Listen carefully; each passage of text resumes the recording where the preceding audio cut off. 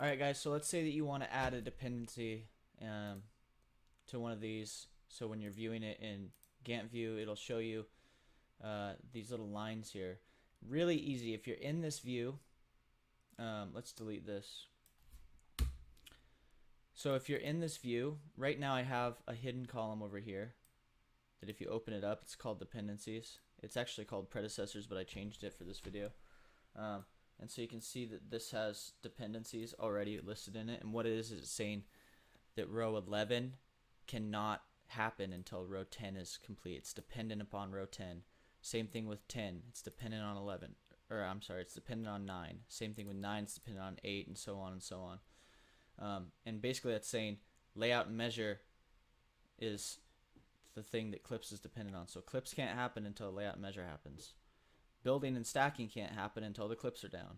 Caulking and deflecting can't happen until building and stacking is down. And so what this allows us to do is what this allows us to do is when I come over here, all I have to do is enter my very first date. Say we know we're going to start layout on the 26th. This is going to be 1 day long. Well, if I want to change this to 4 days long, now watch this number. It knows that it's going to be dependent on when this gets done. So then I come down to clips and I say clips are going to be 6 days long, building stacking is going to be 10 days long, caulking and deflecting is going to be 25 days long, right?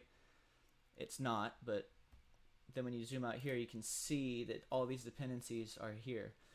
If one gets deleted, like say these all get deleted and there's no such thing as dependencies anymore, what you're going to have to do is manually input it. So you have to do like, here's the date, let's say 4 days, and so you notice that nothing's happening here. What you can do now is you can just go down to clips, click any date, say it's going to take you 10 days, come down to building stacking, click any date. You can click the same day as the others and say it's going to take you 5 days, and then you just open up your Gantt view.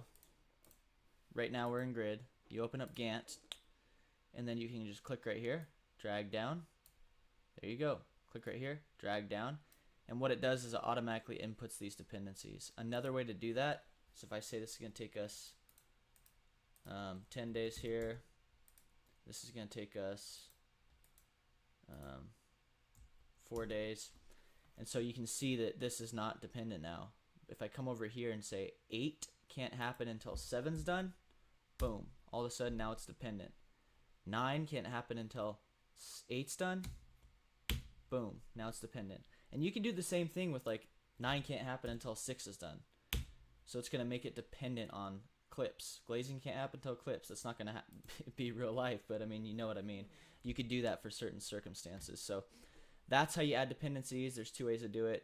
One, either drag right here, say that's dependent on that, or drag right here, say that's dependent on that, or come over here and enter them manually. So that's how you do dependencies.